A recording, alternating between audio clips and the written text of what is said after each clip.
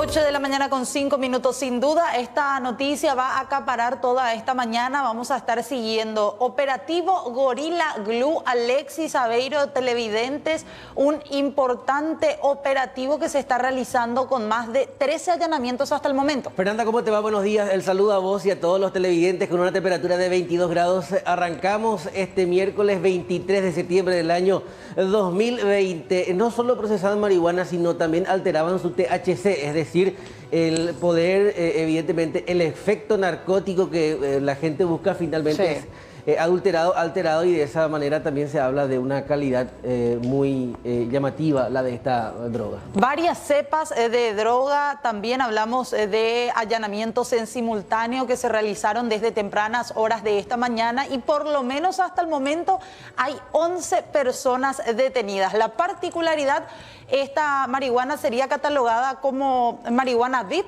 debido a su comercialización, debido al estatus social también en el que se manejaban los jóvenes que aparentemente financiaban, producían y distribuían la droga. Son operativos que se llevan a cabo tanto en Asunción como en Fernando de la Mora. 13 en total los allanamientos, 11 en ejecución a esta hora de la mañana. De eso y mucho más hablaremos en instantes. Pero ahora arrancamos, Fernanda, ¿y qué le parece si le comentamos a la gente cómo se va a comportar el clima?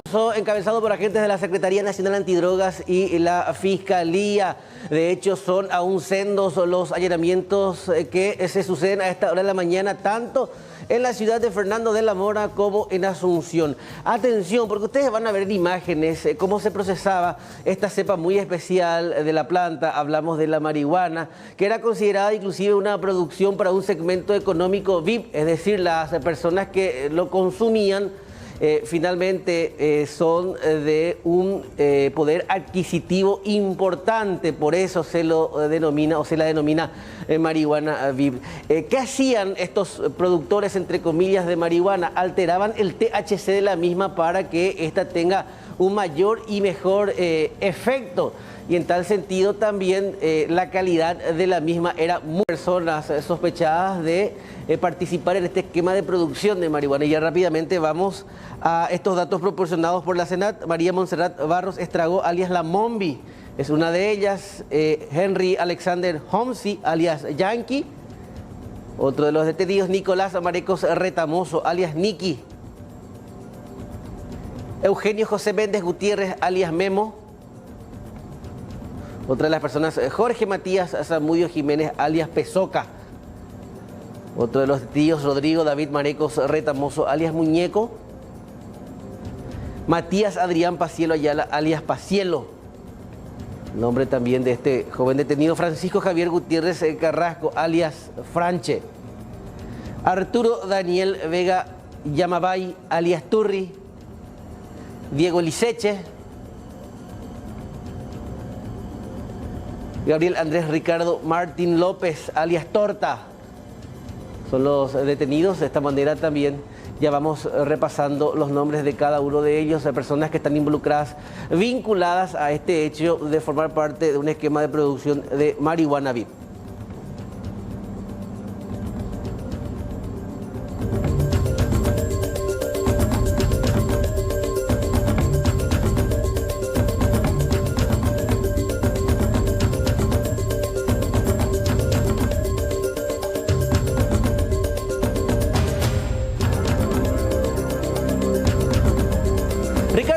Director del laboratorio forense, explicaba finalmente cómo se daba el procesamiento de esta droga, la alteración del THC, los efectos y finalmente también el porqué de un precio evidentemente que es segmentado a cierto segmento económico de la sociedad.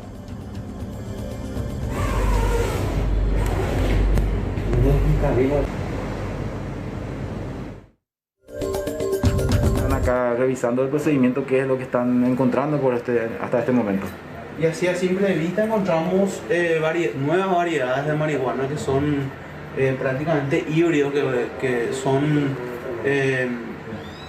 compuestos que van preparando a partir de la marihuana sativa y van cruzando todas las subvariedades de la marihuana, que sea índica, ruderal y mismo sativa, que van cruzando esas variedades y obtienen los híbridos. Esos híbridos cultivan y usan como acá vemos la plantación, que es usan como un cultivo madre.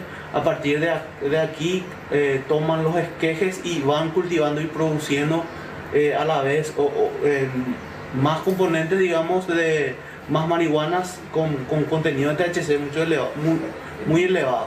Es decir, vimos acá arriba en este mismo edificio, tipo, tiene otros invernaderos, o sea que de acá van sacando. Sí, este sería el lugar donde cultivan la marihuana madre.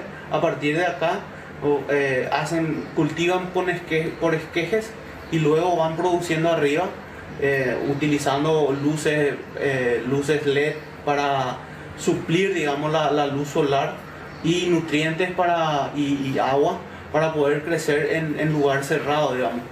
Con respecto a los equipamientos que ustedes observaron, ¿le parece que son cómo están? Están bastante equipados aparentemente. Bastante equipados, una inversión bastante grande se ve que hicieron para esta producción, porque las luces que utilizan luego es de costo muy elevado. Y los nutrientes que veo que importaron, digamos, son nutrientes de elevado costo. Y el equipamiento en sí es bastante costoso. Tienen sistema de ventilación, sí. Incluso mantienen la temperatura, se controlan todo. Sí, tienen todo controlado, que tiene un costo bastante complejo, aparte de eso, y elevado.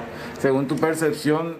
Esta vivienda funcionaba como un invernadero clandestino, ¿es así? ¿O también como un sitio donde se guardaba y se depositaba la droga? En este lugar concretamente funciona como un lugar de instalación, o sea, una instalación en la que se cultivan cepas de marihuana.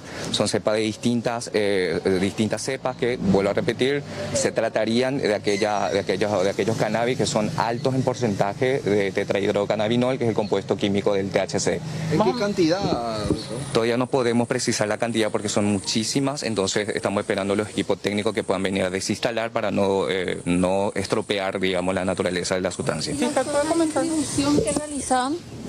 La zona de distribución realmente es muy complicado comentarles, porque se trata de un núcleo bastante cerrado en cuanto a clientela. Por eso se empleó técnicas especiales de investigación para poder detectar el círculo de clientes de este grupo de personas.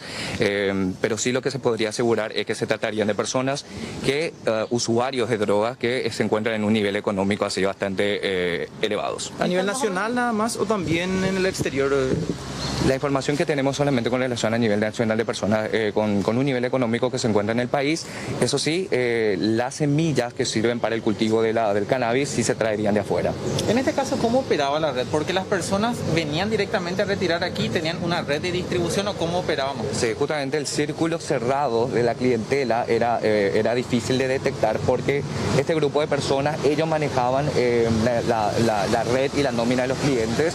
¿Y qué significa esto? Que en verdad lo que hacían es que no permitían que otras personas que ellos no conocían o que ellos no autorizaban puedan ingresar como compradores de la droga. ¿Y qué hacían ellos en verdad? Entonces mantenían un esquema de distribución que consiste en delivery, pero el delivery en sentido, ellos recibían la información y ellos entregaban en el lugar donde ellos elegían. Teniendo ¿Cocaína, crack, doctor?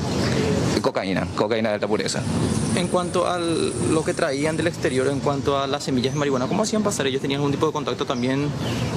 No, lo que ellos hacían, según nuestra información, es que traían semillas de a poquito, y para ese sistema utilizaban empresas de courier que traían, por ejemplo, entre ropas, libros, esa sería la información. No eran detectables a simple vista porque, como les digo, traían de a poquito. Sí. Muchas gracias. Gracias.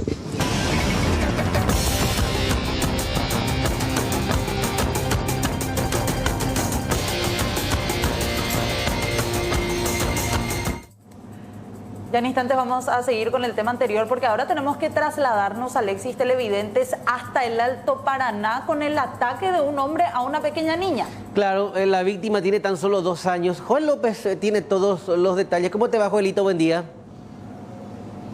Alexis, ¿qué tal? Saludos a Fernanda, a los televidentes. Lamentable lo que ocurrió con esta niña de 2 años. El ataque de este adicto a las drogas y ex convicto, hace 15 días aparentemente abandonó la cárcel regional de Ciudad del Este. Esta pequeña se encontraba compartiendo con sus amiguitas frente a una vivienda. El hombre cruzaba por esa zona, agarró una piedra y, sin mediar palabras, la rompió en la cabeza. Vamos a hablar con la madre, que está todavía sumamente choqueada y asustada por lo ocurrido. Doña, ¿qué tal? ¿Cómo estás? Buen día, una manera de decir. Buenos días.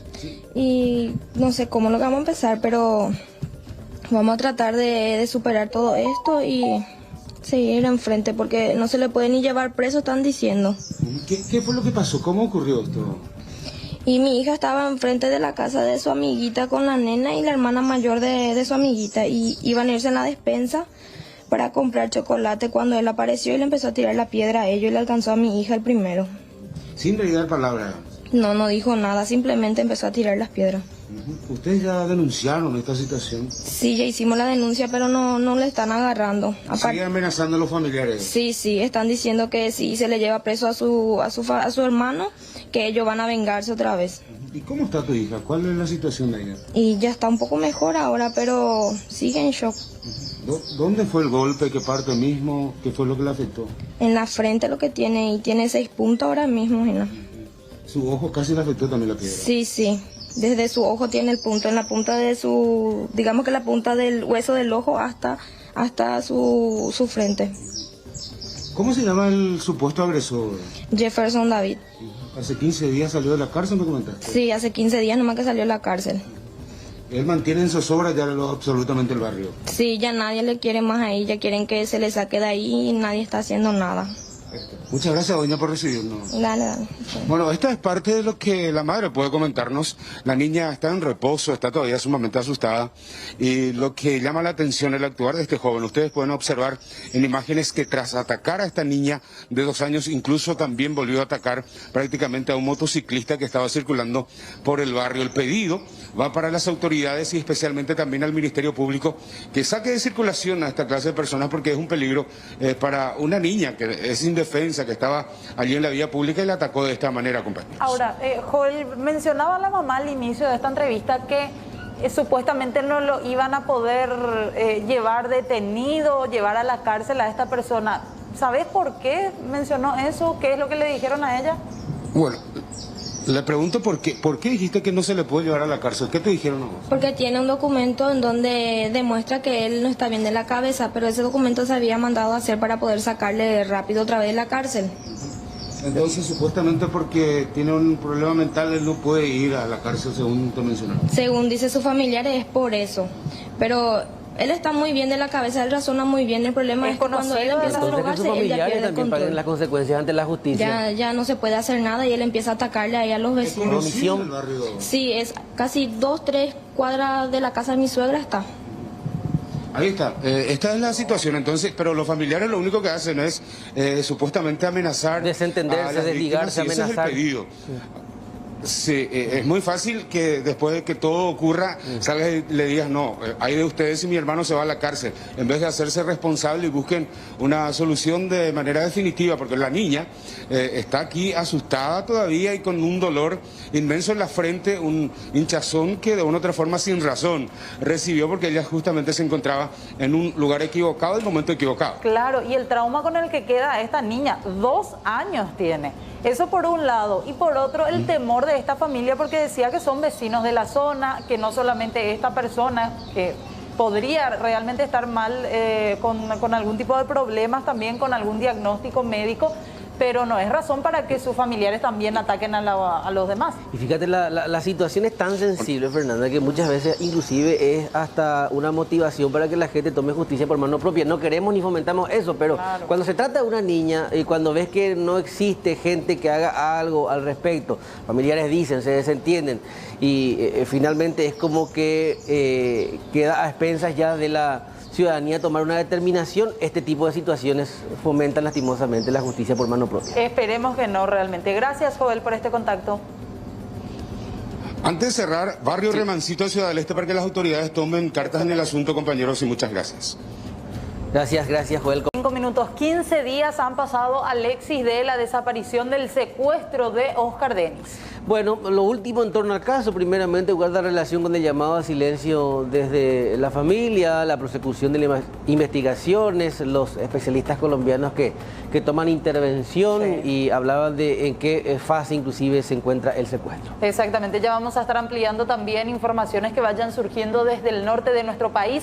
Cambiamos de tema porque queremos hablar de este informe de COVID, una de cal y otra de arena, podemos decir, con los números que se dieron a conocer ayer en horas de la noche anoche desde el Ministerio de Salud. Lastimosamente récord en la cantidad de fallecidos. Claro, récord en fallecidos, pero también récord en recuperados. El informe del 22 de septiembre habla de 568 positivos de un total de 2.908 muestras procesadas, 565 casos comunitarios y tan solo 3 del exterior. Lo que decíamos, 29 fallecidos, totalizando hasta ahora 705 personas.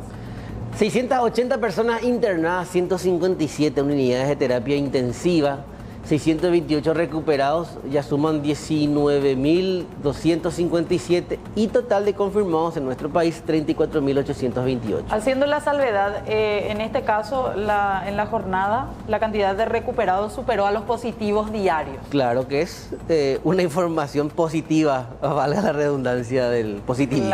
Dentro de todo, ¿verdad? Haciendo el juego de palabras. Sí. ¿Tenemos el informe de los fallecidos? La discriminación por segmento etario y la discriminación por departamento, o sea, para también tener una referencia de los lugares en donde se produjeron estos decesos o el lugar de origen de las personas. Masculino de 55 años, Alto Paraná; masculino 71 años, Alto Paraná; femenino de 74 años en Asunción; femenino 89 años en Central. Masculino de 75 años de Alto Paraná también; otro hombre de 88 años del mismo departamento en Boquerón; falleció una mujer de 37 años, otra mujer de 64 en Asunción. En Central, otro hombre de 63 años, una mujer de 66 años de Asunción, un hombre de 83 años de Concepción, otro hombre del departamento central de 74 años. Hablamos de la cantidad de fallecidos en cuanto al segmento. A ver, la siguiente. Sí, lo último, por favor, ahí está. Femenino de 65 años en Central, masculino de 69 años en Guairá, masculino de 54 años en Central, masculino de 75 años en Asunción, masculino de 66 años en Asunción, masculino de 81 años en Central, femenino de 80 años en Asunción y masculino de 69 años en Central.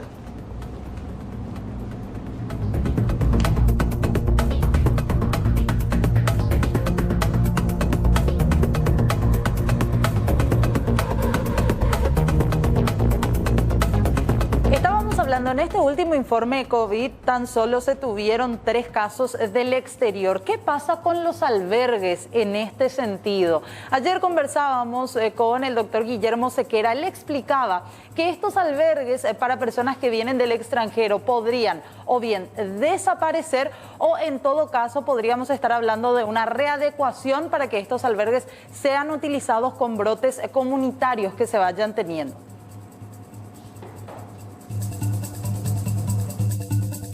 Recordarán también que la mortalidad en abril, en junio, en mayo era del 90-100% de los pacientes que entraban a terapia. Sí. Hoy vemos una mortalidad alrededor de lo que entra a terapia del 50%. O sea, la mitad se está salvando y eso va en descenso. Entonces, los albergues nos ayudaron muchísimo a postergar la circulación comunitaria, que es lo que está ocurriendo ahora. Entonces, ahora el albergue no aporta más en el freno de la circulación comunitaria. Hay un esfuerzo muy grande, no solamente el Ministerio de Salud, la Fuerza Armada, Cancillería, un montón de equipos, ¿verdad? que están en la mesa del CODEM. Entonces, hoy estamos dialogando en una revisión de utilizar todo ese ejército, ¿verdad? Porque es un ejército realmente que nos puede ayudar muchísimo en ofrecer también en los casos de familiares. En las diferentes regiones tenemos albergues.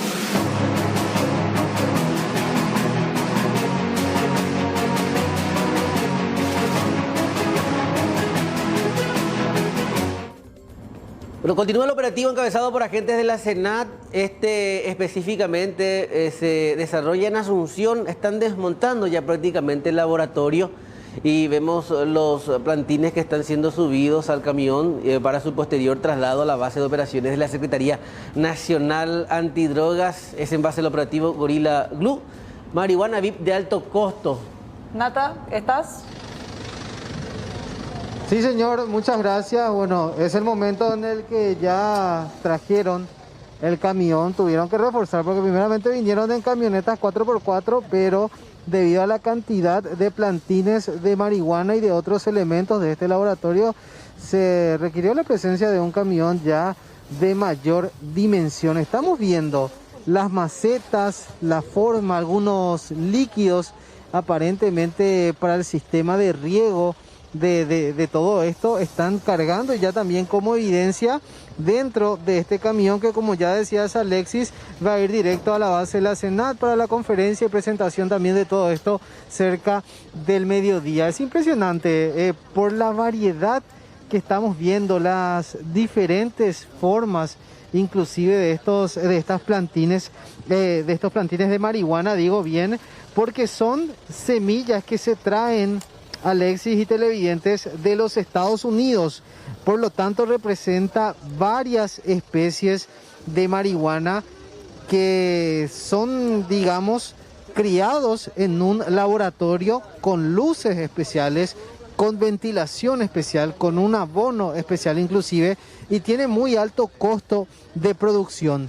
Eso finalmente se deriva a un alto costo también a la hora de vender estas dosis de marihuana. 1 gramo rondan los 70 a 80 mil guaraníes, dependiendo también de la especie que uno desea adquirir. Estamos hablando de una organización que en primera instancia está compuesta por 11 jóvenes, tienen entre 26 y 32 años de edad, y este es uno de los laboratorios por lo menos que donde se cultivaban aquí en Asunción, y recordemos que también hay otros allanamientos en simultáneo en la ciudad de Fernando de la Mora.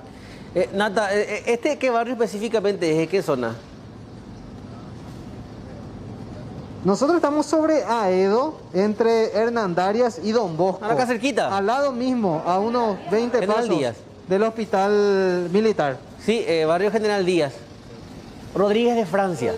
Barrio Rodríguez de Francia. Rodríguez de Francia. Como decías que esta planta es procesada, cultivada y hasta inclusive criada en una especie de invernadero especial, supongo yo que una vez expuesta al sol, o sea, no es que la plantas o la trasplantas al aire libre va a sobrevivir. No, se utilizan los dormitorios de esta vivienda como laboratorios. Tienen una instalación eléctrica, evidentemente por profesionales y entendidos también en la materia, porque son unas luces especiales. No es que está ambientado con un fluorescente o un foco común, sino son luces ultravioletas quienes simulan prácticamente al sol para que esta planta tenga el reflejo de la luz prácticamente todo el tiempo. No es que se apaga la noche. Una fotosíntesis prácticamente de manera frecuente. Exactamente, entonces acelera también el proceso de desarrollo de estas plantas, y aparte de eso, fíjate en lo que es el abono.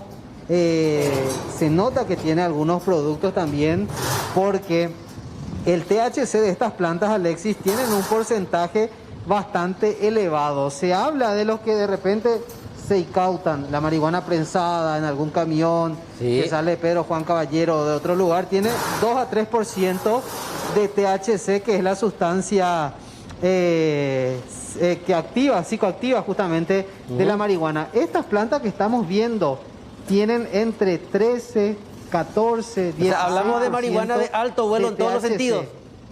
Hay una especie inclusive que se llama AK-47, según están diciendo, por la alta concentración de THC, y decía la información que estaba leyendo al respecto, que una calada de esta dosis prácticamente es suficiente para llevarle a uno a un estado ya de euforia, por así decirlo. Y claro, como la AK-47 te vuela la cabeza. Impresionante. Exactamente, te hace volar la cabeza en palabras simples y coloquiales. Bueno. Y sí, de alto vuelo en todos los sentidos, porque hablamos del segmento VIP, al que es destinada a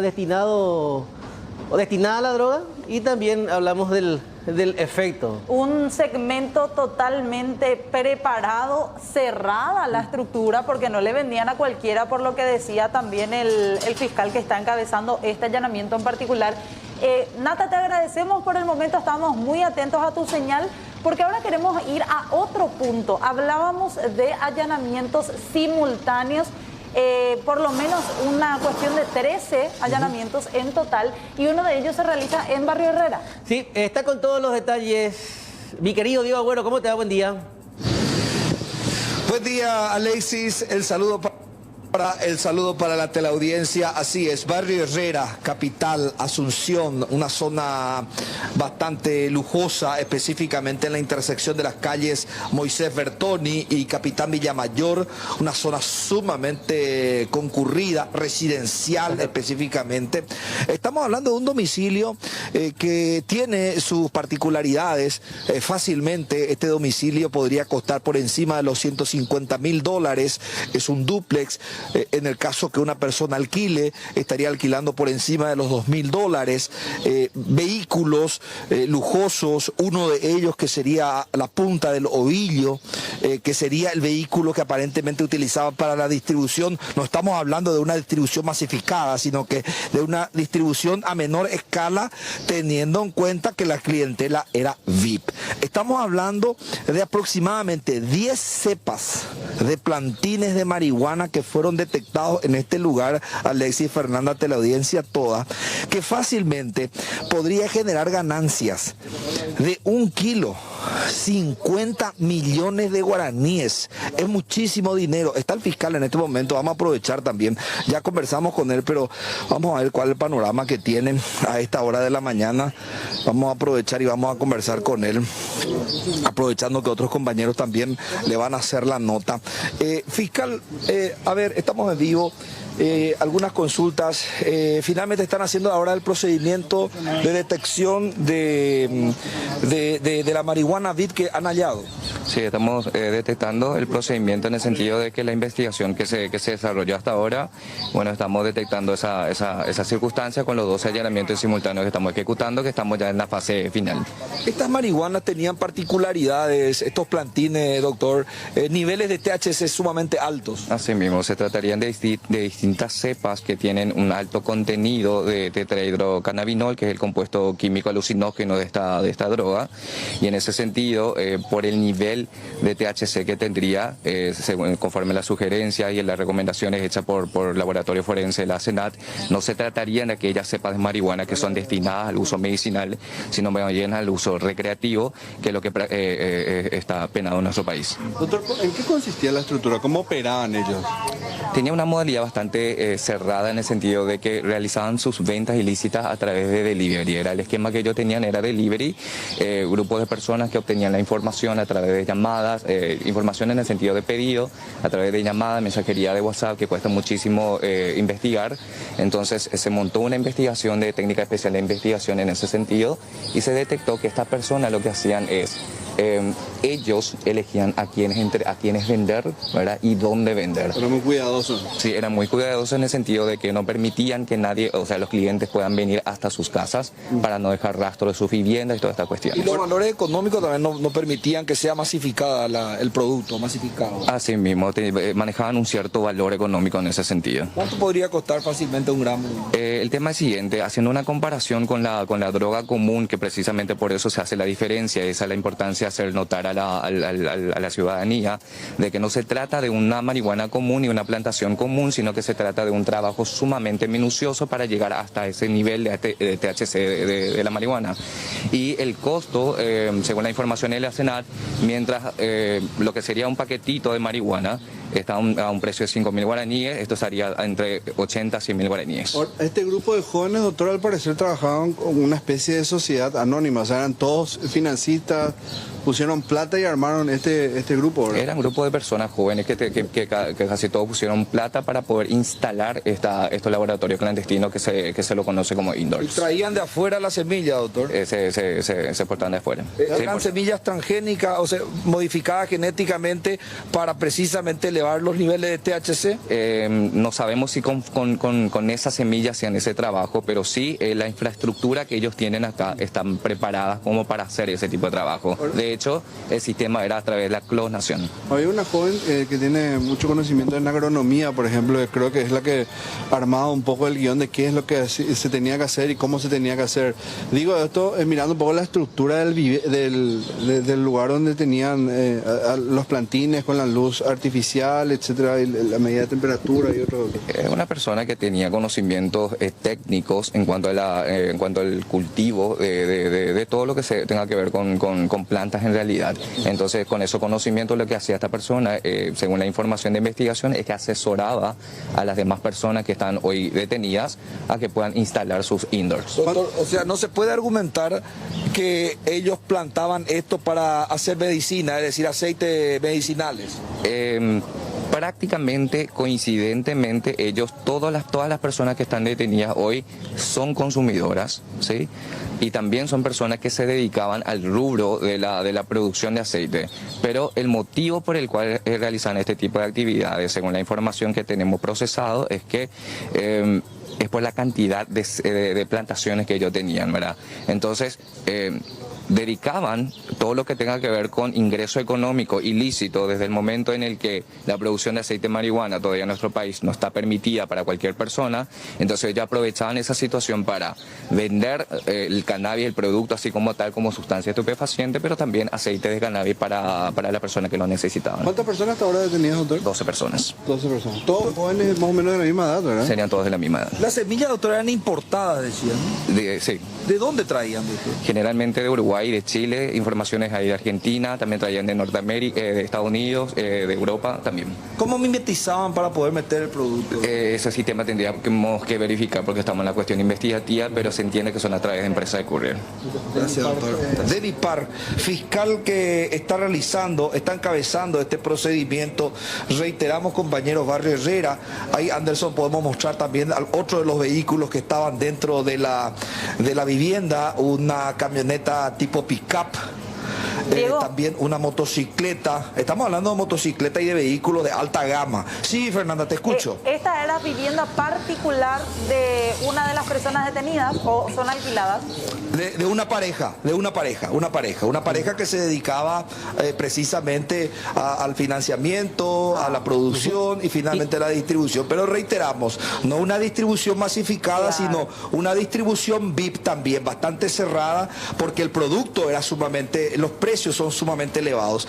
Hablan de 80 a 100 mil guaraníes el gramo y fácilmente le podía generar en un kilo de esta marihuana o de este tipo de marihuana 50 millones de guaraníes. La vivienda ya lo dice mucho. Estamos hablando de una vivienda que fácilmente puede costar por encima de los $150.000 y en el caso que la persona esté alquilando fácilmente por encima de los $2.000. Barrio Herrera, un barrio sumamente coqueto. Estamos hablando de una zona cara. Diego, y además hablamos de que ellos mimetizaban la fachada del negocio, era la supuesta distribución de productos frutihortícolas de huertas urbanas. También tienen una empresa formalmente establecida que se dedica a la venta de productos orgánicos, huertas orgánicas que ellos vendían y esa sí era la empresa legal. Y también bastante particular la manera, porque las semillas eran importadas y tenían modificaciones genéticas, Alexis. ¿Para qué las modificaciones genéticas? Para que los niveles de THC sean sumamente elevados y cuando, por decirlo de una manera, de manera banal, reitero y valga la redundancia, te fumes un porro y ya el cerebro explotaba.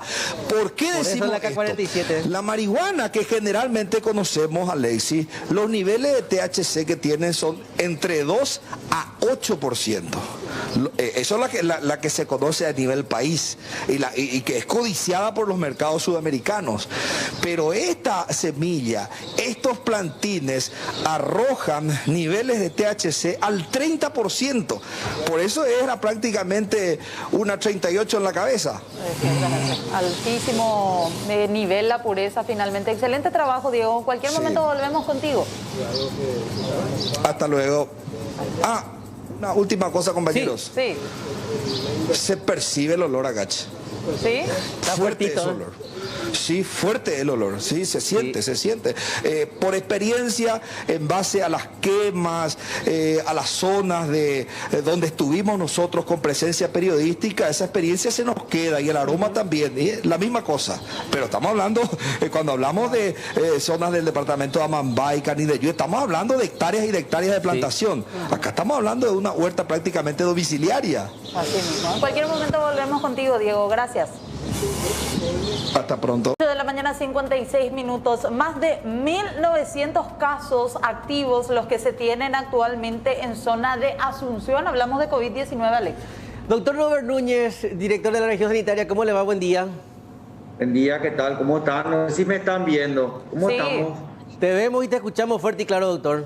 Bueno, Fernanda, Alexis, ¿qué tal a todos ustedes? A la teleaudiencia que siempre les está siguiendo, me comentan. Sí. Excelente. Sí, es bueno saber eso. Doctor, ¿nos puede comentar este mapa específicamente, la segmentación de los casos por barrio y qué fenómenos se puede ir dando en cada uno de ellos con respecto a la distribución de los casos de COVID? Bueno, nosotros tenemos, desde que se inició la pandemia, ¿verdad? Actualmente en ese mapa estamos sacando nosotros, en base a lo que tenemos como datos que nos brinda la Dirección General de Vigilancia Sanitaria. Lo que hace es, la Vigilancia Sanitaria, una vez que tiene los casos, pasarle a cada región los que fijan domicilio en el departamento, en el caso específico nuestro de Asunción, ¿verdad? Entonces, nos pasan el número total por día de casos confirmados positivos, ya sea por laboratorio privado o ya sea por lo que se está tomando en el sistema de salud pública. Esos datos son evaluados por nuestra unidad epidemiológica regional, la cual se encarga de hacer un llamado telefónico, ¿verdad? Con personal capacitado, ¿verdad? Que son aproximadamente casi 20 personales que se dedican al llamado de cada persona, en el cual se va preguntando datos específicos, la dirección, el barrio, los lugares donde trabaja, familiares, si tiene algún familiar con alguna comorbilidad, y en base a eso ir armando el árbol epidemiológico que para nosotros es fundamental en el momento de contener el contagio, que es lo que queremos que se logre, contener el contagio. Entonces es un trabajo minucioso que se está haciendo.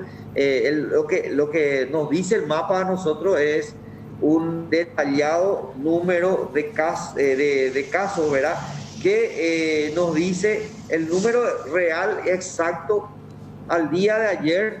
Ustedes saben nomás que como todo lo relacionado a COVID es muy dinámico, ¿verdad? Esos números pueden ir cambiando. Lo que sí tenemos son los confirmados desde la época de la pandemia, desde que se inició la pandemia hasta ahora. Y los activos de repente hoy ya pueden estar recuperados, claro, ¿verdad? Y los fallecidos que también se están dando por día. Entonces la tabla es muy dinámica, pero es una tabla, un mapa general que nos dice cómo están en cada barrio de Asunción. Como ustedes verán ahí, todos los barrios están prácticamente tomados. Algunos en una época tuvieron más casos, otros ahora están teniendo más casos. También se ve el número de óbitos, de fallecimientos, que de repente hay más en algunos barrios que en otros. Lo que ahí te explica claramente es que no hay una discriminación en el sentido del nivel socioeconómico, ¿verdad? Afecta tanto por igual a uno u otro barrio de Asunción. Sí, lo que nos ayuda muchísimo es ver la capacidad de aislamiento que tiene cada familia, si es que tenemos un COVID positivo. La capacidad de aislamiento significa si tenemos un espacio tipo un dormitorio, una pieza privada con baño privado, que lo que hace es no contagiar al resto de la familia, ¿verdad? Y entonces también en eso nosotros estamos trabajando para tratar de ayudar a las personas que no tienen medios para aislarse. Nosotros le brindamos el albergue que tenemos en Asunción, que es preparado para COVID positivos, con síntomas leves o que están en proceso de curación. A ver, doctor, estábamos viendo aquí con Alexis esta tabla y queremos repasar con la gente.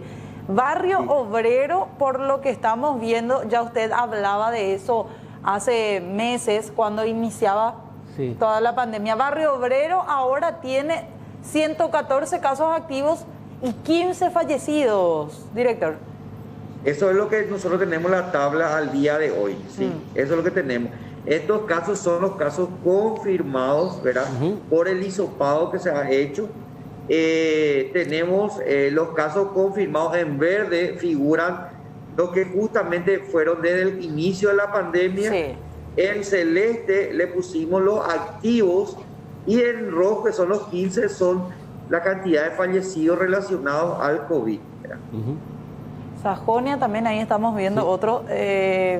Inmediaciones, por ejemplo, lo que la gente conoce como todo Sajonia, ¿verdad? Ahí está discriminado por barrios. Sí. Doctor, ¿qué fenómeno? Yo le quiero aclarar algo también. Tenemos ahí, si vamos sumando, se da una cantidad total, pero nosotros tenemos aproximadamente unos, seguramente 600 que no tenemos bien identificados. Ni el barrio, algunos de ellos no nos atienden el teléfono y entonces no sabemos específicamente en qué barrio están. O de repente nos dicen que viven en Asunción y no nos dan la dirección por una suerte de temor todavía de la información. Yo creo que es fundamental ahora tener la información precisa para saber justamente cómo seguir haciendo esta suerte de aislamiento social que estamos haciendo todavía en Capital. Ese es el punto, doctor, al que quería llegar. Si bien esto puede parecer muy estadístico, sirve de referencia para que el Ministerio de Salud tome acciones. Eso me lleva a la siguiente pregunta. ¿Qué fenómenos se dan en barrios como, por ejemplo, el Obrero? Una densidad poblacional, gente que no ha respetado la cuarentena. ¿A qué se debe el hecho de que ahí, por ejemplo, se concentre la mayor cantidad de muertes y casos confirmados? Nosotros tenemos por un lado, Alexis, la gente que toma conciencia y se cuida. Eso por un lado, ¿verdad? Que es muy individual y personal. No depende ni del Ministerio de Salud, ni del Ministerio del Interior, ni de ningún otro ministerio. Es muy individual ese tema. Segundo es familiar. ¿Hasta dónde incluye tu preocupación familiar por el cual vos trates de que tu familia, y si en tu familia hay una persona con comorbilidad, pueda hacer una enfermedad grave, ¿verdad? Y necesita internación. Tercero, vamos a lo comunitario. ¿Cómo tu comunidad, qué acciones está tomando tu comunidad para tratar de que no se expanda el contagio, ¿verdad? Y después ya viene lo que implica al Ministerio de Salud, propiamente dicho, que es la parte asistencial, ¿verdad? Entonces, nosotros hablamos mucho de la primera línea, hablamos mucho del personal de salud como primera línea. Y yo ahí quiero cambiar un poco el chip en lo que respecta a la población en general que nos está escuchando. Realmente la primera línea acá es cada uno de nosotros y nuestras comunidades, porque somos nosotros los que vamos a ser encargados de tratar de que no haya ese contagio. En ese sentido, nosotros sí hemos impulsado a través de la región sanitaria, y yo creo que así también desde el mismo Ministerio de Salud, la formación de comités operacionales de emergencia, que ya justamente se ha tocado en otro programa en el canal, ¿verdad? En la cual la comunidad forma equipos, ¿verdad? Que incluyen todos los líderes comunitarios, líderes políticos, religiosos, la policía, fiscalía, y hacen una suerte de trabajo en el cual van haciendo ya sea parlateadas, ya sea entrega de dípticos, trípticos, en el cual explican la implicancia de la enfermedad y de qué manera podemos evitar el contagio. Y si se da el contagio, que esas personas más vulnerables, como ustedes sabrán, personas de adulta mayor, obesos, diabéticos, hipertensos, son los que más están falleciendo, ¿verdad? Entonces, que esas personas sean más resguardadas. Es un trabajo de concienciación bastante grande que se quiere hacer en ese sentido. Y bueno, ese es el primer punto. Ahora, ese comité está encabezado por alguna unidad de salud de la familia, centro, puesto de salud, que se encarga de pasar esa información. Los datos son muy confidenciales de quién está con el COVID positivo. Claro. Entonces, eso lo maneja en la unidad del centro, puesto de salud, y en base a eso ellos van viendo en qué manzana está, en qué manzana no está, le hacen el seguimiento.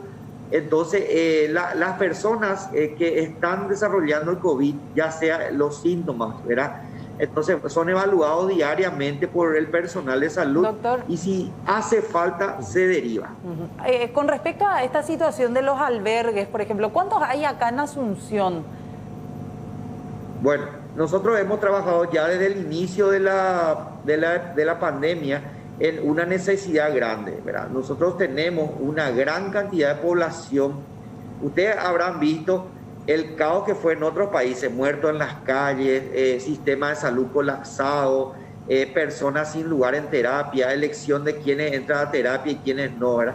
Entonces, viendo ya eso de la parte preventiva, sin llegar a hospitales, nosotros hemos pensado cómo hacer para que no se disemine el contagio, ¿verdad? Gracias a Dios todavía no hay el colapso que se ha visto en otros países, ¿verdad? Y nosotros hemos pensado en la creación de albergues para COVID, ¿verdad? Para COVID que son asintomáticos o por lo menos que tengan síntomas leves, que no tenga cómo aislarse en su casa. Esa es la gran mayoría de lo que son las zonas de los bañados y compañía, ¿verdad? Entonces, tanto así que hemos hecho una alianza, ¿verdad? Con la pastoral social que nos ha prestado un local que tienen, ¿verdad? Y también hemos hecho una alianza con el Club Olimpia, el cual nos ha dado el espacio que tienen en su polideportivo. En base al apoyo y al conocimiento de unos chicos que están trabajando con sus profesores de ingeniería de la UCA UNA, ¿verdad? Ellos hicieron un proyecto basado en otros albergues y en las condiciones que estamos acá en Paraguay. Y hubo también apoyo de empresas como la Capro para hacer en Olimpia un albergue modelo, y también del gobierno nacional para hacer otro albergue que tenemos en la zona de la Chacarita. Tenemos básicamente la funcionante ahora a full en la zona de la Chacarita, y tenemos otro ahí que está en el Olimpia, que está adaptado para albergar con la capacidad suficiente a personas que no tengan cómo aislarse en su casa, ¿verdad? De hecho, nosotros tenemos inclusive personales de salud que han aislado en la Chacarita, los cuales han hecho ahí su cuarentena y se han retirado, porque ahí se hace cargo el gobierno de todo lo que sea la parte alimentaria, la parte de higiene. Tenemos personal de salud que está en forma constante monitorizando. Si hace falta, se deriva al paciente a otro hospital de mayor complejidad, si no se mantiene ahí, y con eso hemos contenido bastante el contagio. Doctor Robert Núñez, director de la 18ª Región Sanitaria, muchísimas gracias. Gracias a usted, y esperemos que a través del CN9 y el equipo, ¿verdad?, tratemos siempre de llegar hasta las personas que sigan cuidándose, que este es un modo que tenemos que aprender a vivir. Sí. Y gracias a eso vamos a contener todo lo que sea las enfermedades que nos están viniendo. Vamos a acordarnos que el dengue también está en puertas también ahí, y se imaginarán lo que sería dengue más COVID, ¿verdad? Entonces siempre tenemos que mantener bien, el calorcito bien ahora, en alto lo que es la prevención, a través ya sea de la distancia social, el lavado de manos y el uso correcto de mascarilla, y por otro ahora ya empezar a eliminar los criaderos de dengue, sí, que potencial. O sea, esta joven madre de 21 años que continúa desaparecida, Alexis, ayer los familiares se llevaban un susto muy grande cuando hacían un rastrillaje. Claro, en específico se realizaba en la zona de J. Augusto Saldívar, el hallazgo de una fosa que terminaba despidiendo ciertos olores nauseabundos. Se montó un operativo de búsqueda y finalmente encontraron restos de animales. Posteriormente hay que ser bastante cautos en las informaciones, y uno puede entender y comprender la situación tanto de la familia como de los vecinos. Comenzaron a difundir circuitos cerrados. Estos finalmente nada tienen que ver o están vinculados al caso, ya que corresponden a vecinos de la misma zona que estaban haciendo sus actividades particulares a esa hora de la tarde. Es más, no coincide inclusive con el horario en el cual ella termina desapareciendo, porque en esa secuencia podemos observar una camioneta que estaciona frente a su casa, por ejemplo, y después avanza hacia otra vivienda. Era el propietario de una vivienda que ocasionalmente paró ahí y después fue a bajar mercaderías en su vivienda. Y este tipo de motivaciones hace que de repente ellos puedan incurrir inclusive en errores que le pueda costar caro al momento de un juicio, por ejemplo. Claro. Entonces tienen que ser un poco más cautos los familiares. Los familiares, vecinos también, que veíamos estaban muy preocupados. Estábamos comentando incluso con una de las vecinas que empezaron el rastrillaje por manos propias, ellos junto con los familiares de Dayana. Tenemos notas al respecto, vamos a escuchar. Los recorreros escasos y nada, amigo, y coja. Cuando vengo los topados, entonces nada, lo revisé, está más para la mañana y nada me pasó. Ya lo mitad pegado, Juan. A la gente, o tú no has ya repartir mal el lugar, ando y 40 para la que puedo ya. Oye, de ahí con apecueros, De todo un poco, oye, me puedo ver toda la película ya se me va a ver, ya todo llega la bomberos, pues ya tú ya cuando para la gente, pues. A la investigación oye ya puedo, aquí nadie que está mal la fiscal ni de embaje y por ahí te digo seguí, la hora caso seguí, ojo por ahí te dije y llamarle te dice fiscal. O explica para ti la otra vez, o que estás en 10 hoy por ahí te ore caso y no seguir por ahí te hoy na. Han a reaccionar la fiscal. O reaccionar hoy na hora ayudar, ponga en que para importante te ya la hora ayudar en todo y ahora se te hizo y apoyo ahí. Y mucho, como ya te había comentado, no se ve mucho, ¿verdad? Pero sí se ve que llega un auto a las 6:25 de la tarde-noche, sería de ese jueves. Que se queda aproximadamente como 5 a 6 minutos, si no es más o si no es menos. Se baja alguien que aparentemente juega por su celular en ese momento. Juega o toca. Pero del lado del acompañante no se ve si alguien baja o si alguien sube. Y después retrocede otra vez. Un par de minutos ese hombre. Exactamente. Un hombre el que baja. 43 años. Una mujer de 43 años es la nueva víctima de feminicidio. El hecho ocurría en la zona del barrio Trinidad de Asunción. Sindicado como principal sospechoso hasta el momento es su pareja, Julio Riquelme, de 51 años. Este hombre habría apuñalado a la mujer, le dio una estocada profunda a la altura del pecho. Aparentemente el supuesto agresor, el supuesto victimario, llegó a la vivienda en la zona del barrio Trinidad ebrio luego de un partido de piquibole. Zuly Marlene Gómez Almeida y el autor se llama Julio César Riquelme Benek. La víctima se encuentra todavía aquí en el hospital. La víctima se encuentra aquí en el hospital. Justamente la médica forense se encuentra haciendo su trabajo de campo ahora en el lugar con el acompañamiento de la fiscal de turno. Último reporte de la persona, el supuesto autor. Se encuentra estable el autor en el centro de emergencia médica. Referente a un caso de feminicidio ahora. La víctima ya llegó sin signos vitales en el hospital Nanagua. El autor también tiene 2 heridas de arma blanca y fue derivado al hospital emergencia médica. ¿Se sabe el trasfondo, cómo habría ocurrido? ¿Se maneja alguna hipótesis? Según refieren los hijos por celos. Y aparte de eso, un condimento especial, la bebida alcohólica. ¿Estaban ingiriendo bebidas alcohólicas al momento del hecho? El autor, la pareja de la víctima está alcoholizado, según refiere la gente, los hijos. ¿Y eso se dio lamentable? Exactamente. La víctima recibió 3 tocadas, la altura del pecho, abdomen y también la pierna. También tiene cortes en la mano izquierda, procurando posiblemente defenderse de su agresor. ¿Al momento de este hecho estaban personas dentro de la vivienda o solamente se encontraba la pareja? Se encontraba la pareja acompañada de sus hijos. ¿Pero no pudieron hacer nada ante esta pelea? Y el hijo procuró defenderle a su madre, ¿verdad? Pero ya fue tarde. En este caso ella luchó por su vida, por lo que comentás, ya que tiene heridas en la palma de la mano. Así mismo, luchó por su vida, ¿verdad? Trató de defenderse. Tiene varios cortes en la mano al lado izquierdo. En este caso ahora ustedes se constituyen acá para llevar el arma homicida. Exactamente, nos constituimos con personal de criminalística en este lugar, bajo estricta directiva de la fiscal de turno, solicitando permiso a los dueños de casa para rescatar el arma. ¿Ya se encontró o se sigue buscando el arma? El arma está en una parte ahí hacia el fondo de la casa, según refiere el hijo. ¿Lo tiró o lo dejó nada más en un costado? El autor dejó allí. el fondo de la casa. ¿Ustedes pudieron conversar, por lo menos dijo algo brevemente de lo que ocurrió? Sí, conversamos con el hijo, ¿verdad? Y refirió que el hecho sucedió por celos. ¿Y el supuesto autor del hecho no habló?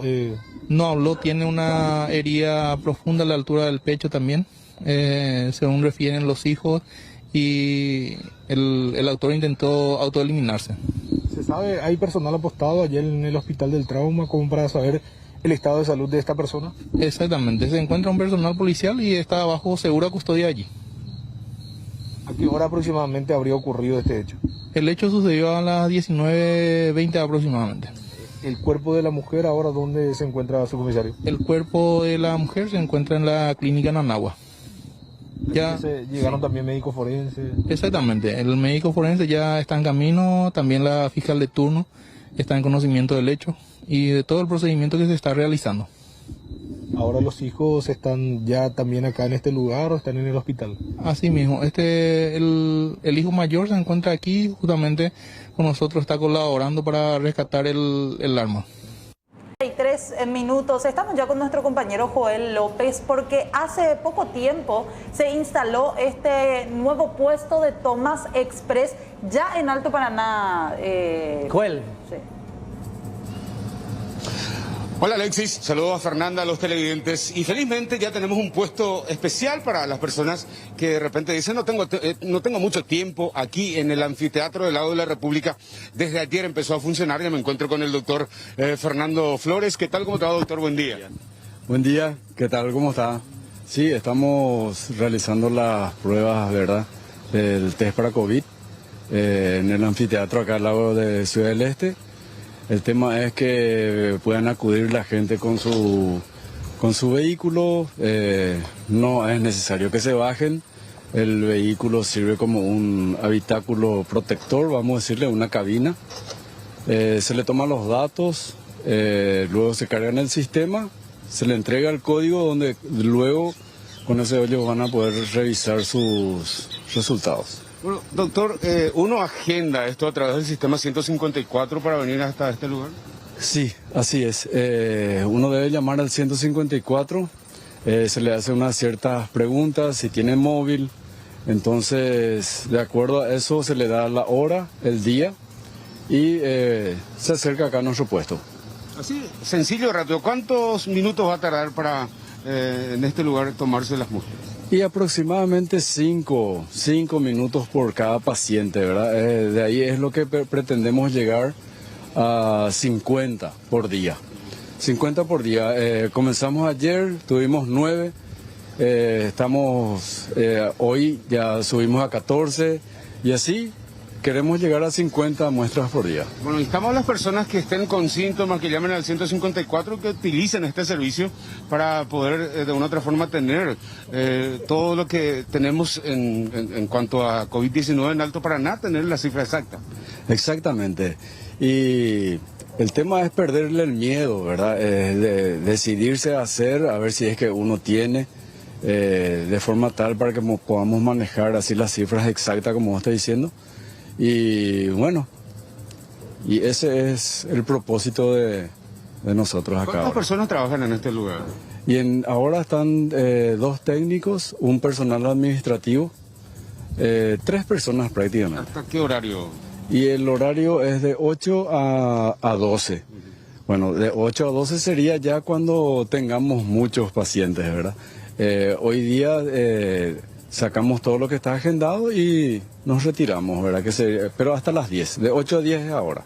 Es muy importante que la gente acuda a este servicio que se está ofreciendo para la tranquilidad de todos. Claro que sí, es muy fácil como vos estás diciendo, ¿verdad? Llamás al 154, se te agenda, venía en tu vehículo, no te bajas, no hace falta estar en ayunas, nada. Se le toma la muestra y se va. Ahí está. Muchas gracias al doctor Fabián por recibirnos. Le cambié el nombre. Fabián Flores es el bioquímico regional de Alto Paraná, así que gracias también por recibirnos y a todo el equipo que está trabajando en este lugar. Instamos a la ciudadanía entonces a utilizar este servicio 154, uno agenda, ni tarda 5 minutos para poder tomarse las muestras tranquilamente. Bueno, gracias Joel, estamos viendo, va a ser muy importante, como bien decías, este albergue que se instala, puesto de tomas express, que se instala en ese punto para poder también ampliar el universo de muestras que se va tomando de esta forma. Consultita breve con Joel, ya que nos está haciendo ahí con el compañero un paneo. O sea, poca gente es la que está asistiendo hoy. Son poca gente. Desde ayer empezó todo este tema de las muestras, Alexis, y por ello la misión es llegar a 50 muestras por día en este punto. Entonces, hoy están agendadas 14 personas que van a pasar por aquí rápidamente, 5 minutos, y ya después tendrá esa tranquilidad de que de una u otra forma ya tiene la muestra en mano y después se le da un código y ya accede al resultado posteriormente. Repasando un poquito. 11 personas ya pasaron por aquí. Excelente. Sí. Repasando un poquito, Joel, la gente que nos está viendo ahora mismo, que prendió la televisión hace un ratito nada más y quiere saber cómo ir hasta ahí, si es de Alto Paraná, ¿dónde llega primero? ¿Por dónde ingresa? No tiene que salir de casa. 154 agenda, viene al anfiteatro del Lago de la República, un punto bastante concurrido.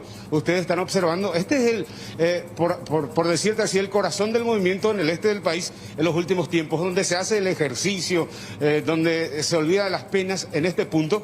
Aquí es accesible para todos. Pueden venir después de agendar 5 minutos y ya se toman las muestras si presentan algunos síntomas del COVID-19. Le hacen una entrevista nuevamente previa ahí, igual que se hace aquí en Asunción.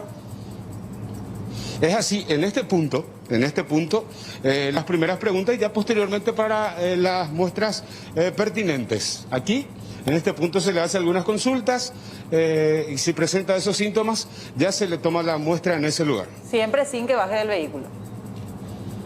Siempre sin bajarse del vehículo. Todo rapidito y con el protocolo estricto, sin bajar del rodado.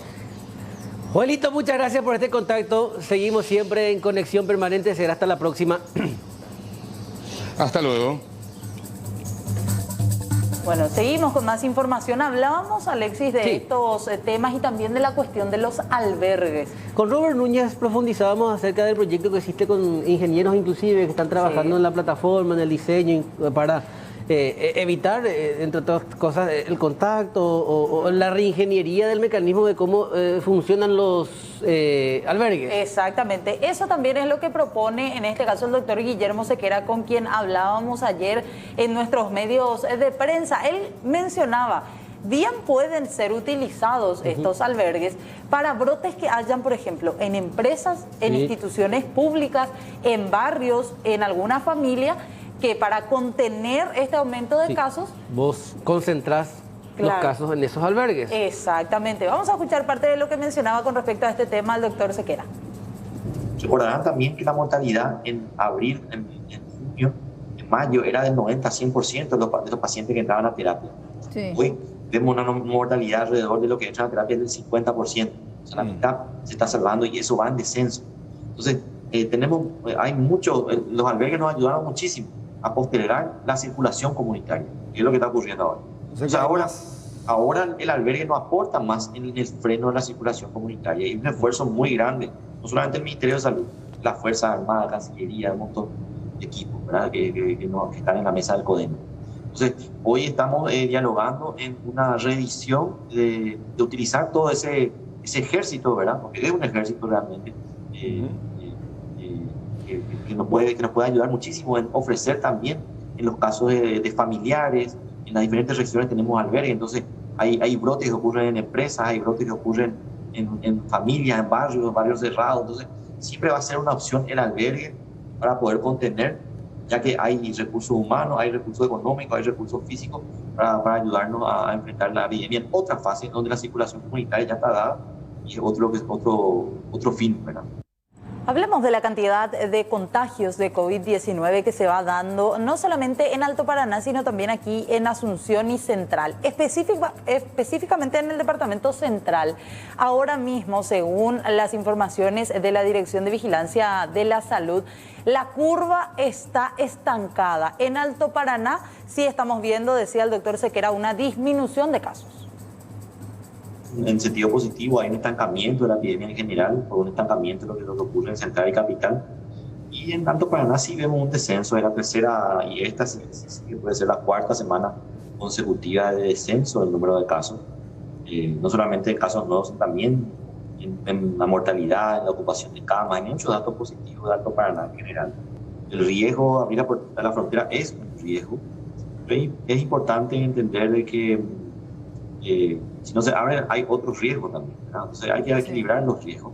Y por un lado es muy importante ver que la incidencia de casos de uno y otro lado de la frontera es bastante similar. ¿Sí? Tanto en el caso de Ciudad del Este, del lado del puente, de un lado y del otro del puente, los riesgos son similares. En algún momento, en un lugar era más que el otro, entonces sí, cerrar la frontera, a pesar de que iba filtrando de alguna manera, este riesgo no vino de manera explosiva a este lado. Hoy el riesgo está bastante equilibrado, entonces el movimiento de las personas en áreas con riesgos diferentes no aumenta el riesgo. Lo que nosotros de salud vamos a recomendar y tratar de que nos ayuden también los otros entes del Estado y municipios, las autoridades locales, es que en los territorios, en los nuestros, donde tenemos control, ¿verdad?, no haya mucho hacinamiento.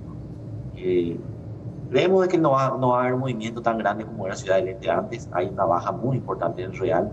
Y no va a ser ni por si acaso lo que era antes de la pandemia, el movimiento que había. Pero sí va a aumentar el riesgo, va a haber gente que va a estar circulando.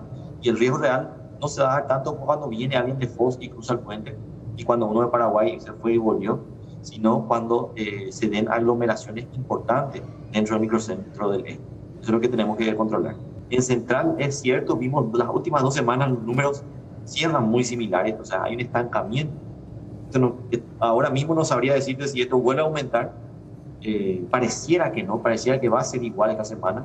Estamos llegando a un tope, una meseta que puede durar 2 o 3 semanas más, y después, bueno, lo que todo, yo creo que es más expresión de deseo que lo que nos muestran las proyecciones, es que haya un descenso, ¿no? Un descenso progresivo. Van a seguir habiendo casos de COVID, van a seguir habiendo casos graves, pero no vamos a tener el ritmo de casos que tenemos actualmente.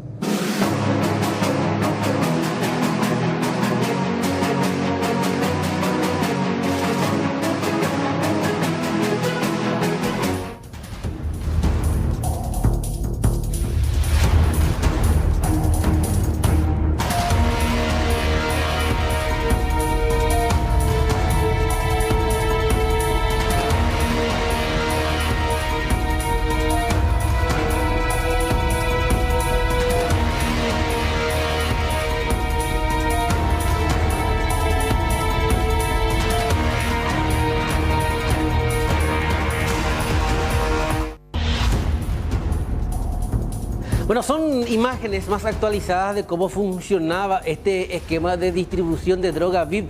Hablamos de una producción de marihuana para cierto segmento de la sociedad.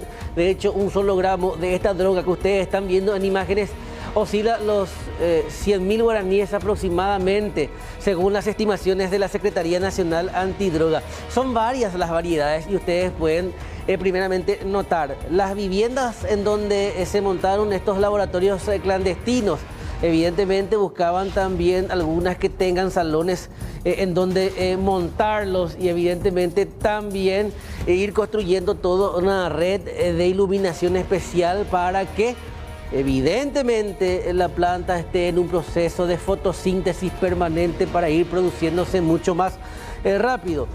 La construcción de laboratorios implicaba la búsqueda de lugares cerrados y así también la importación de insumos, nada más y nada menos que desde los Estados Unidos de Norteamérica. Ellos modificaban el THC de la droga, evidentemente buscando que el efecto sea mucho más fuerte, mucho más alucinógeno en el organismo.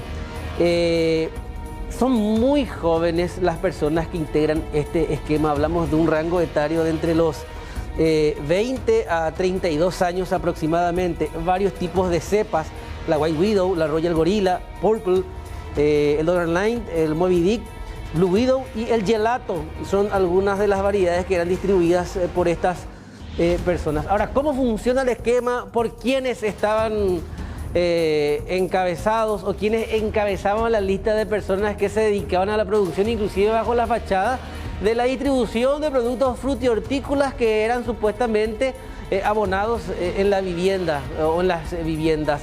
las famosas huertas urbanas. De esta manera, hablamos de María Montserrat Barros Estragó, que es la proveedora. El esquema funciona de la siguiente manera, en línea recta hacia Eugenio José Méndez Gutiérrez, es un proveedor, y Henry Alexander Homsi, que ya son los asociados. A partir de ahí ya hablamos de este esquema que tiene inclusive sus delineamientos bien definidos. La pareja de la proveedora es Diego Eliseche Monti. Con respecto al distribuidor, a uno de los proveedores, los financistas, Gabriel Andrés Ricardo Martín López y Francisco Javier Gutiérrez Carrasco. Henry Alexander Homsi tiene un esquema de asociados posteriormente, que son Jorge Matías Zamudio Jiménez, Matías Adrián Pacielo Ayala, Rodrigo David Marecos Retamoso, Nicolás Marecos Retamoso, Moisés Enrique Basualdo Valiente y Arturo Daniel Vega Yambay. Así funcionaba este esquema. La cabeza, evidentemente, con los proveedores, los financistas y ya los asociados que se dedicaban también al apoyo logístico, financiero y a la distribución de toda esta droga.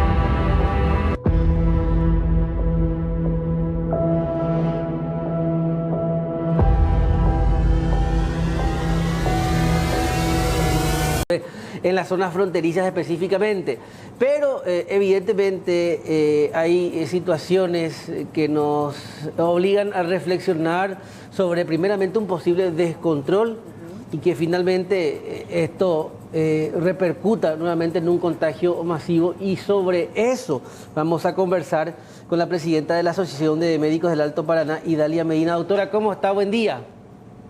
Hola, muy buenos días a toda la teleaudiencia. Doctora, no están conformes con esta decisión. De hecho, inclusive hasta solicitan tanto al intendente como al gobernador, que son los principales propulsores de la apertura de la frontera, a que hagan horas de cátedra inclusive en los hospitales. Mira, de hecho que esta situación, obviamente que iba a haber una presión ciudadana, y eso en su momento también se avisó de esto. Y el tema de los protocolos, el protocolo se estuvo estudiando y esto se estuvo analizando, inclusive había un protocolo mucho más estricto, ¿verdad?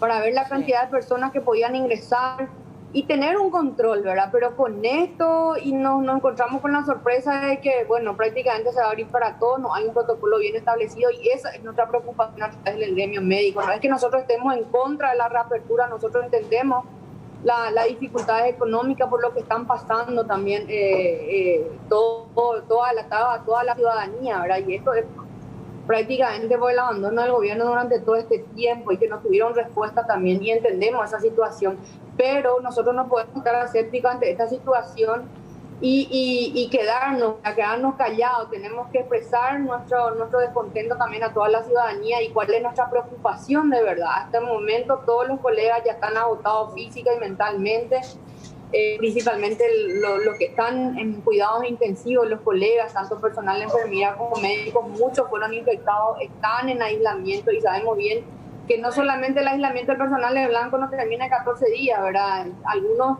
obviamente el tiempo de convalecencia es mucho más largo, entonces la necesidad de estos colegas es principalmente, es prioridad para nosotros que estén bien, ¿verdad? Entonces eso es nuestro pedido, ¿verdad? Que se analice bien esta situación, y yo entiendo la situación por la que estamos pasando, pero esto puede tener un rebrote de esta enfermedad, Y nuestras camas de terapia intensiva continúan un alto porcentaje de ocupación de camas de terapia intensiva, ¿verdad? Porque una cosa es reanimación, yo creo que el gobernador también no entiende esa parte cuando dice que hay camas de terapia intensiva disponibles, ¿verdad? Lo que sí hay lugares disponibles son en las unidades de reanimación, ¿verdad? Que son camas con respiradores que no están ahí los terapistas están en la unidad de cuidados intensivos y hay escasez de esos profesionales médicos, no solamente acá en el este, sino que todo el país, eso mis colegas y el propio ministro sabe, ¿verdad? Claro. Doctora, sobre ese punto iba mi consulta. Ayer el gobernador Baezken mencionaba que se habían liberado unas 8 camas, decía él, de terapia intensiva. ¿Cómo toman esto y cómo podemos hacer, si usted puede explicar también a la gente esto que mencionaba, que son camas diferentes, cuántas finalmente son las que están ocupadas, si es que tienen ese dato? Bueno, y de hecho que eso es algo muy dinámico. Mira, hoy podés amanecer con 3 camas disponibles, pero mientras que se desinfecta y a la tarde ya tenés totalmente ocupada, ¿verdad? Entonces, no podemos nosotros dar especulaciones sobre cuántas camas disponibles tenemos, ¿verdad? Pero nunca se tuvo 8 camas disponibles en unidades de cuidados intensivos, en respiratorio, ¿verdad? O sea, estas son camas de reanimación entonces, doctora. Son camas de reanimación, son 12 camas de reanimación que se habilitaron hace 2 semanas. Obviamente que esas camas sirven para apoyo al personal de blanco, obviamente se le conecta al respirador hasta que haya un lugar disponible en la unidad de cuidados intensivos, ¿verdad? Porque no es lo mismo, no podemos confundirlo y decir que es un respirador, es terapia intensiva, y no es así. Los colegas que me están escuchando saben de qué yo estoy hablando. Y eso hay que comentarle también a la ciudadanía, ¿verdad? Y justo ahora que estamos en un momento, digamos, un poco más relajado, pues los colegas están ahí respirando un poco, digo yo, después de toda esa tensión que habíamos pasado todo agosto y fines de julio, ¿verdad? Se tuvo que derivar inclusive pacientes a la capital. Y bueno, hoy en día ese soporte no vamos a tener porque también la situación la que están viviendo ahí los colegas no es muy fácil y también la cantidad de casos graves que están aumentando cada día ahí a nivel central, ¿verdad? Entonces, esa es nuestra preocupación. La ciudadanía tiene que entender cuál es nuestra postura. Nosotros no podemos estar asépticos ante esta situación, nosotros tenemos que tener una postura bien clara. Vamos a trabajar y vamos a estar hasta donde nosotros podamos también, ¿verdad? Más que eso, nosotros el día de mañana no nos pueden exigir más de nuestra capacidad. Eso tienen que entender. Vamos a hacer lo humanamente posible como lo estuvimos haciendo desde un principio, pero hoy las cosas cambiaron. Mucho personal de blanco infectado y tuvimos ya hasta el momento 4 decesos aquí en el Alto Paraná. La semana pasada le perdimos a 2 compañeros de trabajo, pero de muchísimo tiempo, se dedicaban prácticamente toda su vida a la salud pública y bueno, y tener ese desenlace es muy triste para nosotros, tal vez para la ciudadanía no comprenda la situación que nosotros estamos y es bastante entendible porque si nosotros estamos así, imagínate la gente que prácticamente perdió todo, ¿verdad? Entonces es totalmente comprensible que ellos también no nos entiendan a nosotros, ¿verdad? Pero apelamos a la conciencia de la ciudadanía. Este es el momento de que todos, digamos, necesitamos mayor responsabilidad y disciplina. Y de corazón espero que esto realmente funcione y que no se desborde. Eso es algo que deseamos de todo corazón y pedimos a Dios que nos proteja a todos también y le proteja a toda la ciudadanía. Porque muchos dicen, es muy poco la cantidad de muertos que hay, pero para nosotros eso es suficiente. O sea, para nosotros perder 1 o 2 vidas no es fácil. Imagínate, estás luchando y todos los colegas que están ahí en primera línea batallando, tratando de salvar esa vida porque ningún médico le desea mal a su paciente. Al contrario, vamos a estar ahí hasta donde podamos y que nuestra capacidad también pueda, ¿verdad? Porque esto es algo desgastante y no solamente estamos hablando del COVID, ¿verdad? Pero también existen las otras demás patologías que nos preocupan. Se viene el dengue y también nuestra epidemia de acá son los accidentes de tránsito, accidentes de moto principalmente, que con esta movilización, obviamente con aumento también de circulación, digamos, van a empezar a aparecer más casos también, que durante toda esta cuarentena han disminuido bastante. Doctora, ¿les puedo hablar de lo que... ¿La decisión fue apresurada? Sí, yo creo que sí, porque se estuvo analizando un protocolo, por eso a nosotros nos sorprendió, a mucha gente le sorprendió realmente, porque el protocolo... Medio que fue en caliente ahí, porque se hubo la reunión, hubo presión... Y sí, se hizo algo realmente caliente ahí por la presión que hubo y bueno, y el intendente lastimosamente no pudo discernir también estas cuestiones, digamos, sanitarias y la presión que tiene la parte social. Y bueno, no era el momento. Yo creo que se tenía que haber analizado mejor. Pero acá la cuestión es lo siguiente: improvisación social, improvisación total como siempre. Sí. O sea, se hacen las cosas y después se analiza. Tiene que ser al revés. Se tiene que analizar bien primero punto con punto y después dar una respuesta, no por presión y porque le viene a la gente. No estamos más para eso. Claro, y el protocolo...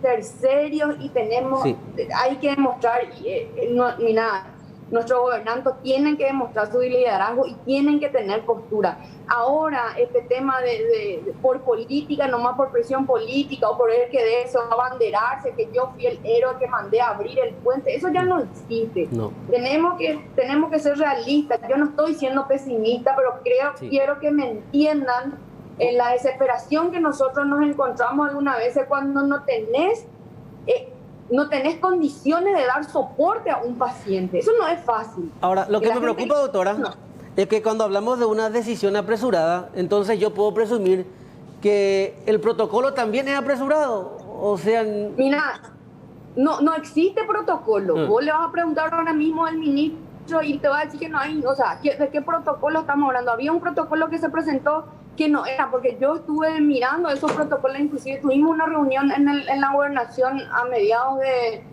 o sea, a principios de agosto, entonces se analizó ese protocolo y probablemente era factible, pero no era así, era realmente tratar de ver, digamos, una cierta cantidad de personas, tratar de ver semanalmente cómo es el comportamiento de esas personas, tener una cédula sanitaria, que vayan ingresando, dónde se van. Pero prácticamente todo lo que se dijo, bueno, ahora se cedió a la presión, ¿verdad? Y le iba a tocar en su momento a todos también, ¿verdad? Pero en estas 3 semanas se podía haber utilizado para, digamos, actuar sobre ese protocolo de lo que tanto se habló. Y yo sé que se envió al Ejecutivo, y el ministro también tenía conocimiento de eso, porque esto no es de ahora nomás, la gente no empezó a trabajar por este protocolo solamente en este mes, no. Este protocolo te puedo decir que desde mayo ya se veía con los pares, obviamente, de Foz de Iguazú, porque ellos también estaban preocupados por esta situación. Todos estaban preocupados, pero por lo que yo veo, menos nuestras autoridades nacionales, ¿verdad? Y eso duele y molesta bastante. Claro. Bueno, doctora Idalia Medina, le agradecemos mucho por su tiempo. Gracias a ustedes a todos. Bueno, parte de lo que mencionaba la doctora con respecto a esta decisión. La madrugada, aparentemente estas personas lograron vulnerar uno de los barrotes de seguridad para luego darse a la fuga. De este grupo podemos observar que 4 en total ya fueron recapturados de los fugados. Mientras hasta ahora sigue el operativo en toda la zona, siempre hablamos del departamento de San Pedro, ciudad de Santaní específicamente. Los recapturados ya fueron identificados como Moisés Ruiz Díaz, de 32 años, procesado por robo agravado y asociación criminal. En Santaní, Arnaldo Romero Ruiz, de 26, también por robo agravado y asociación criminal. Y así también otros 2 menores de 16 y 17 años procesados por robo. Al respecto, conversamos con el comisario Silvino Jara. Teníamos 33 detenidos en la comisaría de Santaní, ¿verdad? Esta madrugada 6 se fugaron del mismo, rompieron la puerta del calabozo, ¿verdad? Y se fugaron 6 esta madrugada. Ahora mismo estoy teniendo reporte del jefe de comisaría, como así también del jefe de prevención, que esta madrugada ya salió con destino a la comisaría para tratar de recapturar. Tenemos reportes de 4 recapturados en este momento. Los personales que estaban de guardia no se percataron, no se dieron cuenta de que estaban maniobrando para salir del calabozo comisario. Según el jefe de comisaría que me dio el reporte, ¿verdad? Esta madrugada, ¿verdad? No tuvieron ese conocimiento, ¿verdad? Ellos estaban 2 personales que estaban custodiando dicha celda, ¿verdad? Y no se dieron cuenta en el momento de la fuga. ¿Hay hacinamientos del calabozo de esta comisaría? Ya inclusive creo que ya solicitaron su traslado de este lugar. Así mismo, solicitamos nuevamente, insistimos con el pedido de traslado, ¿verdad? Bajo nota, El día 21, ¿verdad? Nosotros habíamos, de que yo asumí este cargo como director de policía de este departamento, solicité el traslado, ¿verdad? Como ustedes saben, que la penitenciaría de San Pedro, como así también en Concepción, no está agarrando a los detenidos. ¿Cuál es el dato que tienen con relación a los que faltan recapturar? ¿Ya tienen conocimiento de que están en la zona? Y estamos abocados a la búsqueda, ¿verdad? Gracias a la reacción rápida de los personales, con apoyo de gente de investigaciones como automotores, todo, de distinta dependencia policial, está abocado a la búsqueda y creo que estos dos que falta vamos a recapturar. Con la siguiente información nos vamos hasta Pedro Juan Caballero. Un extraño suceso ocurría en horas de la madrugada porque se incendiaron 3 vehículos de alta gama en distintos puntos de la ciudad. Se presume que fueron utilizados para hechos delictivos. Bomberos acudieron para apagar el fuego y peritos llegaron al lugar para averiguar la procedencia del vehículo. Escuchamos a la fiscal Reinalda Palacios. Sí, es algo extraño, ¿verdad? Porque son todos vehículos de alta gama que fueron totalmente incineradas, destruidas por el fuego. Algunos de los datos se pudo recabar con relación a ellos y ahora vamos a coordinar actividad con los personajes de investigaciones para poder llegar a quién eran sus propietarios, cuál fue la circunstancia, por qué aparecieron así quemadas. ¿Qué se sabe de los vehículos? Uno de ellos inclusive en su momento ya fue aprendido por agentes de la SENAC, incautado. No, aún yo no tengo esa información al respecto, pero vamos a estar averiguando todo. Se presume que varias personas participaron también en todo esto, ya que se necesitan muchas personas para que rápidamente puedan salir del lugar. Es lo que se presume. Además está circulando imágenes de grabaciones en los grupos visto con relación a esta incineración de vehículos. ¿Cuál es la sospecha de la Fiscalía? Bueno, podemos sospechar varias cosas. Principalmente sería la desaparición por ser evidencias en algunos hechos punibles. Esa es la mayor sospecha que tenemos. Ahora lo que se debería determinar es en cuál hecho. Eso es nuestro mundo de partido. Porque el precio de estos vehículos son bastante altos. Sí, son todos vehículos de alta gama. Así es. Además están en vehículos lujosos los otros que abandonaron vehículos de acuerdo a la filmación. Y conforme a la filmación son 2 vehículos lujosos, también de camionetas de color blanco. Sí, como les estaba comentando fuera de micrófono, son vehículos que oscila los 50 a 60 mil dólares así usados.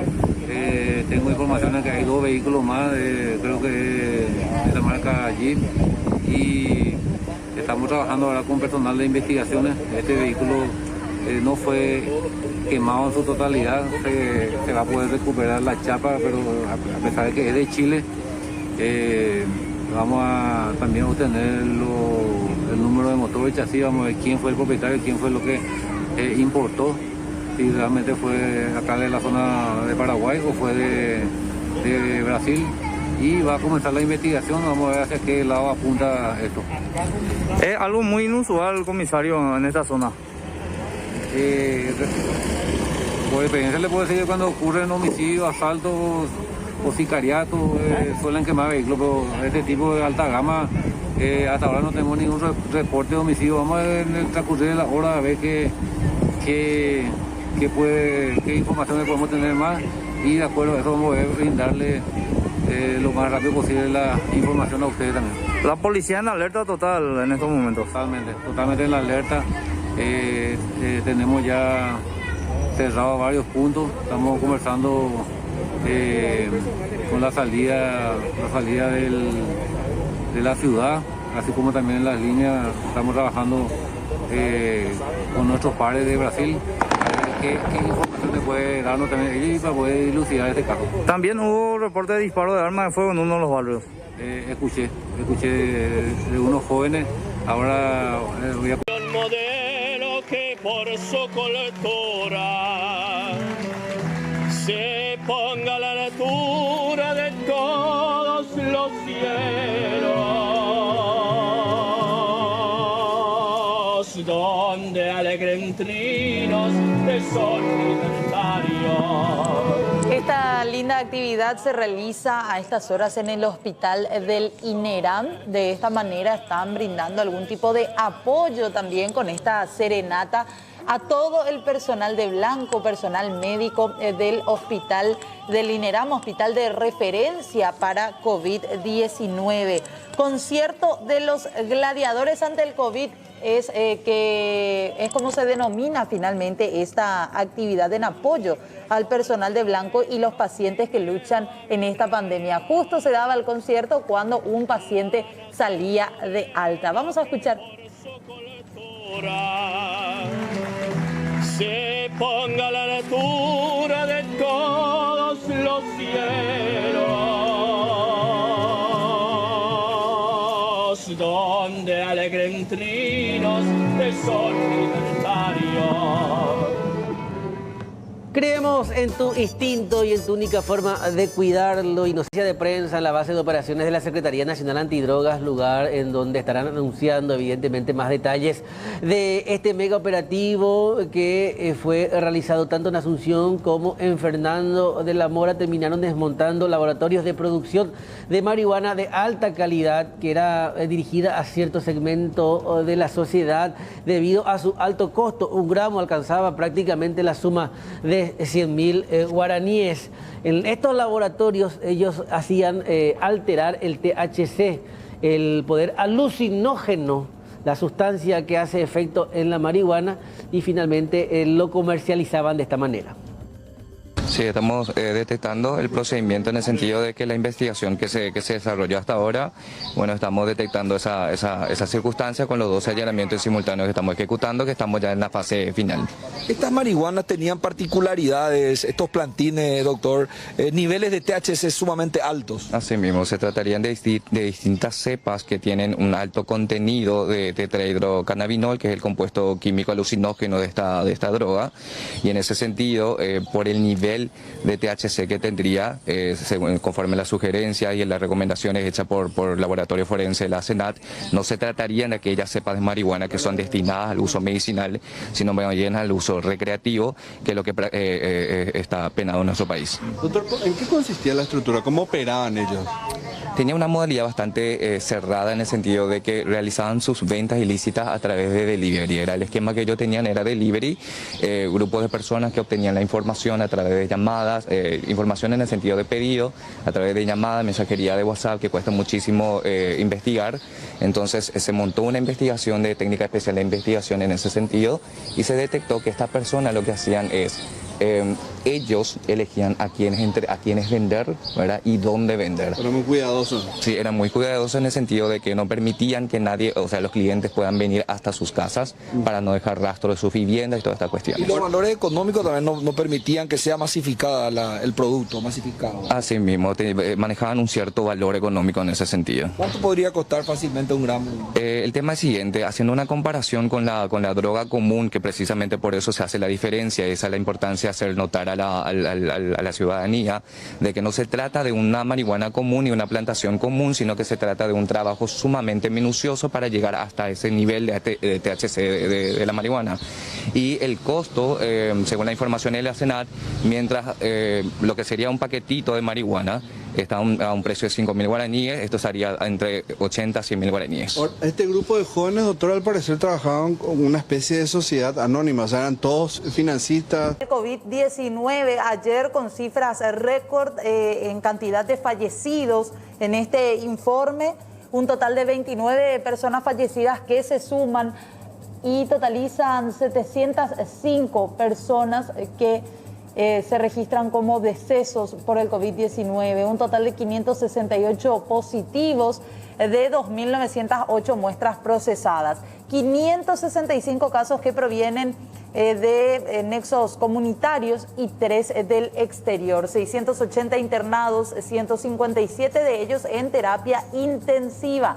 También ayer alcanzábamos récord en recuperados, 628 personas, sumando 19.257. Hasta ahora en el país hay 34.828 personas que tuvieron o tienen COVID-19.